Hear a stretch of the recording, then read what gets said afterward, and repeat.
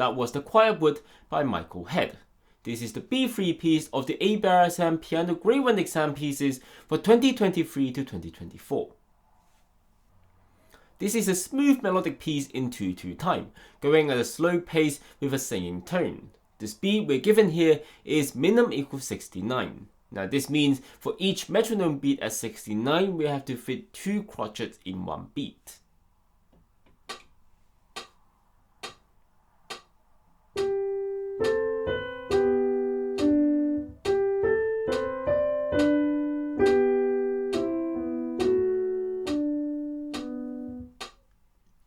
If we were to translate this into crotchets, they would end up with crotchets equals 138.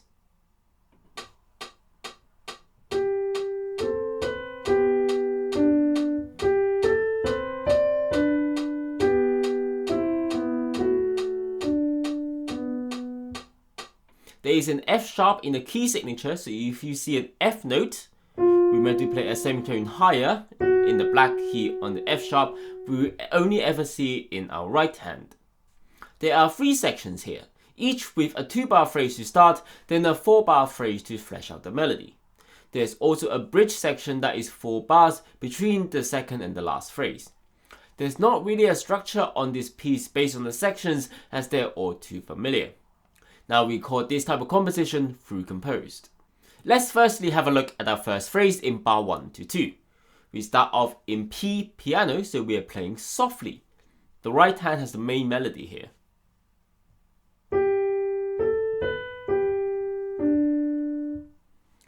Remember, a minim has 2 crotchets, so we need to play 2 crotchets in the time of a minim like this. Counting in minims, we go 1, 2, 1, 2, 1, 2, 1, 2. We're also slowing the right hand over the 2 bars, so we need to play them smoothly. The left hand, we are having a minim rest initially, then a minim C note slurred to a semi-brief B note. Now a semi-brief is 2 minims or 4 crotchets, so now make sure you're counting to the right length. So the first way with both hands.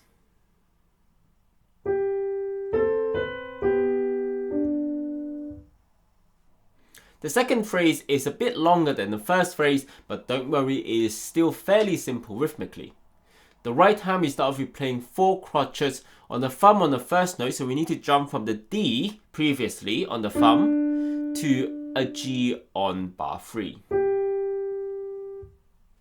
Now this is a natural way to break the phrase, but we don't want to make the jump too slow or make the landing too loud, as that will break the quiet wood scenario that we're in. Back to the second phrase, we have 4 crotchets on bar 3 and then 2 minims on bar 4.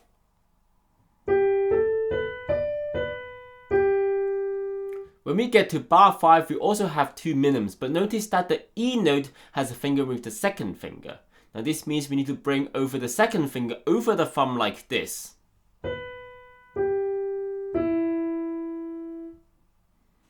We want to do it after we press the G note with our thumb, otherwise it will make the G note too loud as we are going over together. So press and then move. After the E and F sharp minim in bar 5, we get to bar 6 with our semi-brief note. So the second phrase on the right hand.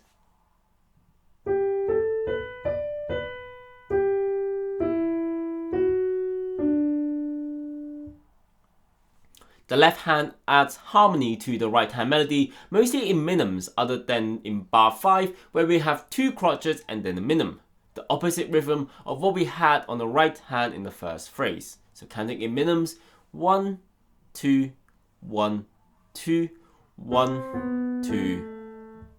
We also have a minim rest in bar 6 before finishing off with a minim B note coming in after the right hand. Now do look out that the B note is still slurred to the rest of the left hand phrase even though there is a rest. So don't suddenly make that note louder.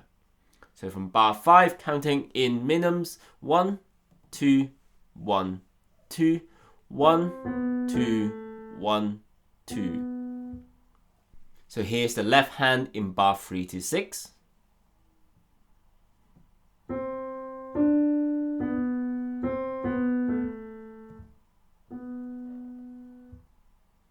and together with the right hand as well.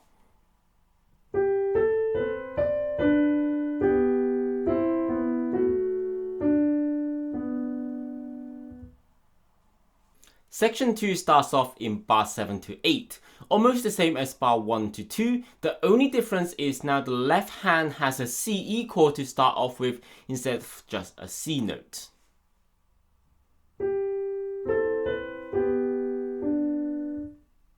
We just need to make sure that the notes in the chord are even and it's not one louder than the other and they arrive on the same time. The second phrase is similar to the first phrase melodically, but it is delivered differently. We start off with the left hand in crotchets, which were previously played by the right hand. Then we are slowing the right hand from bar 10 to 12, the same notes as previously in bar 3 to 5 with some slight differences.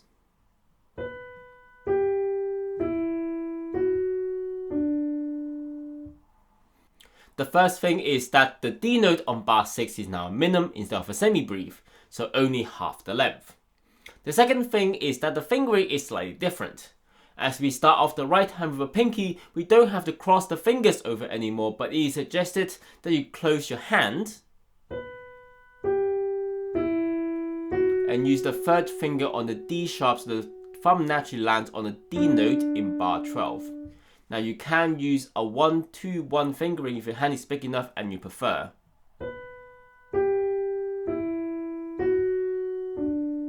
So it's just a matter of preference. Remember that the right hand is slurred to the left hand, so the melody transition from the right hand to the left hand needs to be smooth, as well as the notes on the right hand being double in time.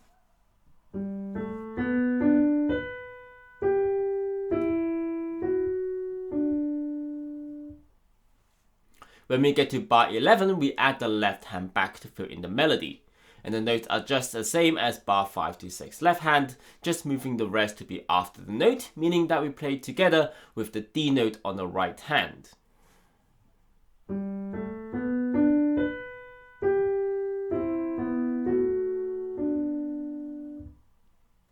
The last thing to add about this phrase is that starting from bar 10 there is a D crescendo, so we're getting quieter as we're stepping down.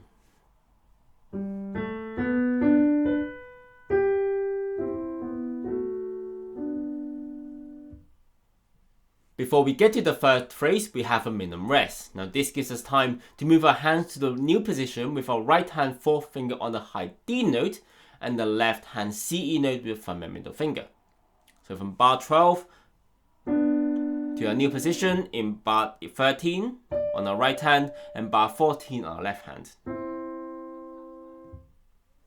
The bridge section is quite short as well as quite different to the first two melodically, but the rhythm is quite simple.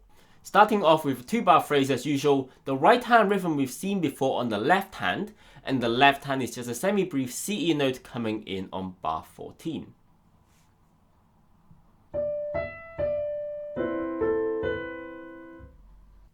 Bar 15 and 16 continues the theme of having the melody on the right hand, then harmonizing with the left. We start off with 2 slurs, D, E, and then E, D.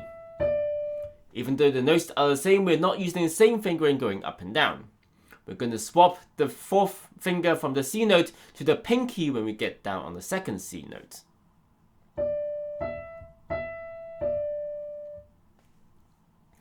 Notice that these two sets of notes are slurred within a larger slur. What this means is we need to emphasize this by slightly having the second note lighter than the first one, which could be done by a little wrist rotation. What might be slightly tricky is that the two crotchets A and B note is suggested to have a 1-5 fingering, which will help us set off to the rest of the piece. We really need to close our hand as the note is just right next to it. There's no left hand in bar 15, and bar 16 is just a D minim note on our third finger, followed on by a D sharp with our second. So bar 15 and 16 for hands together.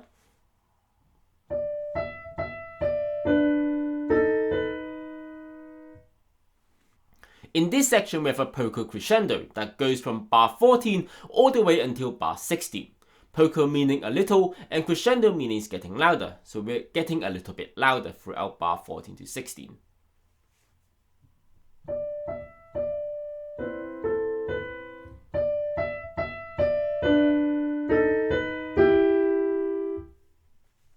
And finally, the ending phrase.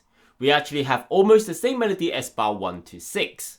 The difference in the right hand is that compared to bar 4, bar 20 has changed the B and the G note to crotchets, as well as adding a D note in between them, and a crotchet rest at the end.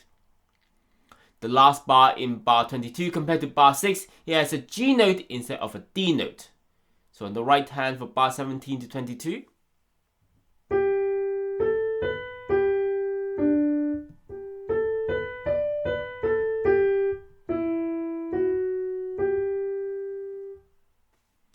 the left hand is also just a modified version of bar 1 to 6.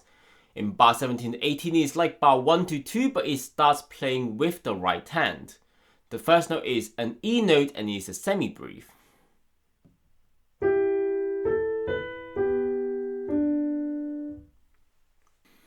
After that it comes in again in bar 20, this time connecting the melody while the right hand is having a crotchet rest. That's essentially what the dotted line is telling us, so we need to slur the left hand thumb in with the melody.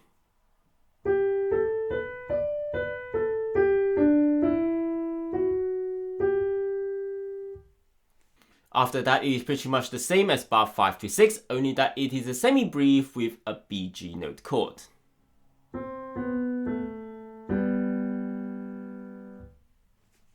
From bar 19 there is a hairpin with the opening on the left, so we're going to do a decrescendo, getting quieter here to the end.